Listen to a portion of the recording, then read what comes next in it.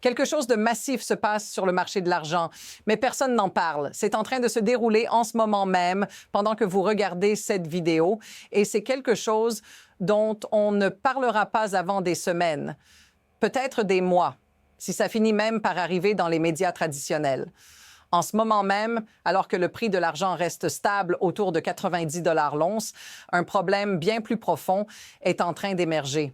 Un problème tellement énorme qu'il pourrait faire imploser tout le système. Pourquoi est-ce que cela vous concerne?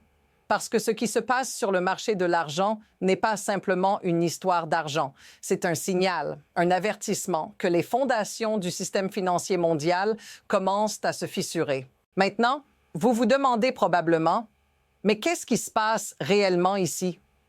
Restez avec moi, car je vais vous montrer exactement pourquoi cela pourrait être l'histoire financière la plus importante que vous n'ayez jamais vue. Ce n'est pas un incident isolé. Ce qui se passe ici fait partie d'un schéma plus large, un système qui semble s'effondrer à chaque niveau. Quand vous regardez les marchés financiers, que vous voyez cette baisse soudaine de l'intérêt ouvert sur les contrats à terme en argent, vous commencez à voir un modèle qui pourrait bien annoncer la fin d'une époque. L'intérêt ouvert, c'est le nombre de contrats actifs dans le marché. Et ces derniers jours, il a chuté à un niveau bas historique. Moins de contrats, cela devrait normalement signifier un effondrement des prix, n'est-ce pas? Mais ce n'est pas ce qui se passe. En réalité, malgré cette chute de l'intérêt ouvert, le prix de l'argent tient bon, juste en dessous de 90 $ l'once. C'est comme s'il y avait un sol invisible sous le marché. Alors, pourquoi?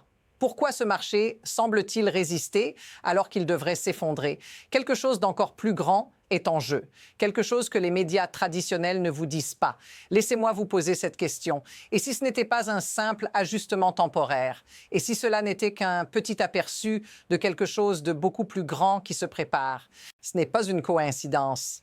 Ce que nous voyons ici est un écart visible entre ce que vous voyez sur l'écran et ce qui se passe dans le monde réel. Ce n'est pas juste une correction, c'est un gouffre. Un gouffre qui met à jour un secret que les grandes institutions financières tentent désespérément de cacher. Le prix de l'argent sur le marché des contrats à terme ne reflète plus la réalité du marché physique. Prenez par exemple la différence entre le prix de l'argent sur le marché des contrats à terme et ce que vous pouvez réellement acheter dans le monde réel. Le gouvernement américain, à travers la monnaie des États-Unis, vend une pièce d'argent d'1 once pour 173 $. C'est plus du double de ce que l'écran vous montre. Vous pourriez penser que c'est juste un coût marketing pour des pièces de collection. Mais non! C'est un prix basé sur la réalité du coût d'acquisition de l'argent physique aujourd'hui. Le coût de production réel dépasse largement ce que l'on voit sur le marché des contrats à terme. Pourquoi? Voici pourquoi ce prix, ce n'est pas un prix de collection, c'est un prix de remplacement. Le prix réel que le gouvernement paie pour se procurer de l'argent physique aujourd'hui est bien plus élevé. Et ce décalage, cette divergence, c'est exactement ce qui devrait vous alerter. Maintenant, laissez-moi vous montrer à quel point la situation s'intensifie. Ce n'est pas juste un écart temporaire. Ce que vous voyez, c'est la normalisation d'une situation qui devrait être inimaginable. C'est un phénomène qui ne devrait pas exister dans un marché financier sain.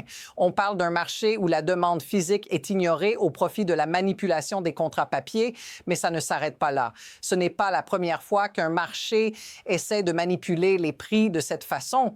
Regardez ce qui s'est passé dans d'autres matières premières où les marchés ont été manipulés jusqu'à ce que la bulle éclate. Ce qu'on appelle la découplage papier physique n'est pas un phénomène nouveau, mais ce qui est différent ici, c'est l'ampleur de la déconnexion. C'est comme si le marché de l'argent était pris dans une spirale incontrôlable et chaque signal montre que la situation ne va qu'empirer. Ce que vous devez comprendre, c'est que les prix de l'argent sur les marchés des contrats à terme ne sont plus un reflet fidèle de la réalité. Ils sont manipulés pour cacher une vérité beaucoup plus grave. Le système est sur le point de se fissurer. Et ce qui se cache derrière ce système, c'est l'un des plus grands schémas financiers de tous les temps. Et ce n'est pas tout. Ce que vous allez voir maintenant va totalement changer la manière dont vous percevez ce marché. Un élément crucial est en train de se dévoiler, la contradiction entre les paroles et les actions.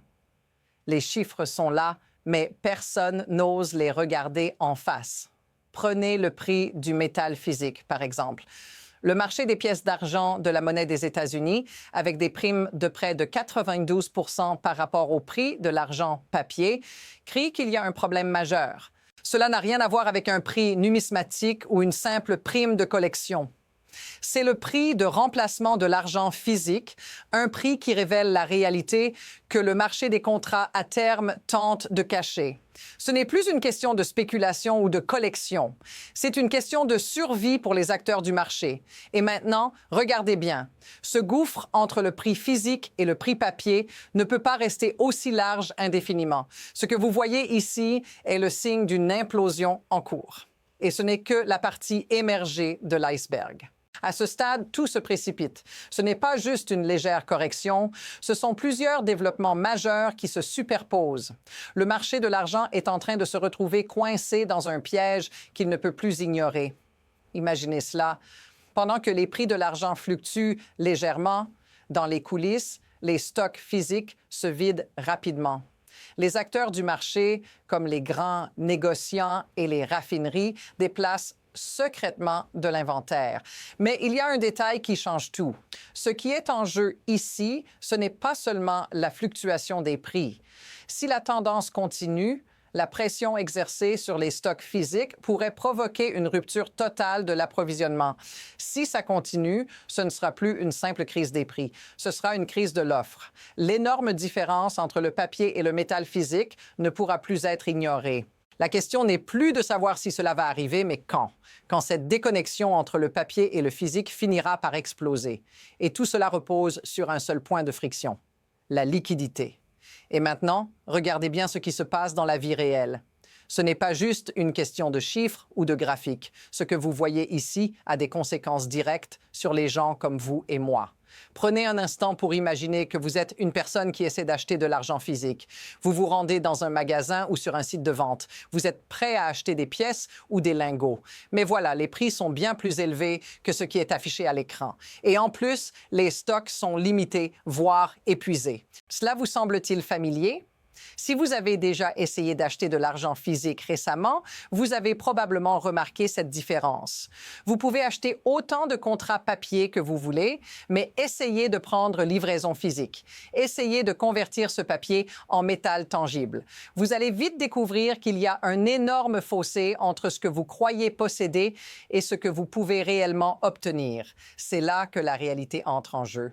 Le marché du métal physique est en train de se resserrer.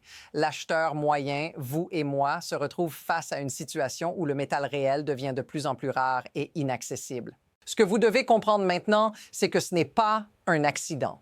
Ce qui se passe ici est le résultat d'un système bien plus grand qui permet à ce genre de décalage d'exister. C'est là où l'histoire devient encore plus intéressante. Vous pensez peut-être que c'est juste un problème de marché, mais en réalité, c'est le reflet de quelque chose de beaucoup plus profond. Un mécanisme qui permet à ce gouffre de se creuser sans que personne ne s'en inquiète. Ce système repose sur un levier immense. C'est une structure qui repose sur la spéculation, la peur et une manipulation subtile des contrats à terme. Les acteurs majeurs, les banques et les institutions manipulent les prix à leur avantage, tout en sachant pertinemment que le métal physique n'est pas là pour soutenir leurs promesses. Et ils savent que, tôt ou tard, tout cela se retournera contre eux. Cela peut sembler compliqué, mais en réalité, c'est simple. Les promesses faites sur le papier n'ont pas de fondement. Elles reposent sur un système basé sur des dettes et des engagements qui ne peuvent jamais être tenus si tout le monde décide de demander la livraison physique en même temps. Maintenant, regardons l'avenir. Le problème est devenu trop grand pour être ignoré. Et il y a deux trajectoires possibles ici. La première, une implosion lente mais inévitable, un effondrement du marché des contrats à terme qui entraînerait une escalade du prix physique de l'argent. Imaginez un bond soudain où les prix n'augmentent pas progressivement, mais où l'argent passe directement de 90 à 170 $ en un jour. Un écart brutal, une rupture de tout ce qui était considéré comme stable. Ce scénario est de plus en plus probable. Mais il y a aussi une deuxième possibilité. Un contrôle rigide du marché où les autorités monétaires et les institutions financières tentent de contenir la situation à tout prix, en modifiant les règles en cours de route, en déclarant des situations exceptionnelles ou même en suspendant la négociation. Cela pourrait étouffer la crise dans l'œuf, Mais à quel prix? La confiance dans le système serait profondément ébranlée.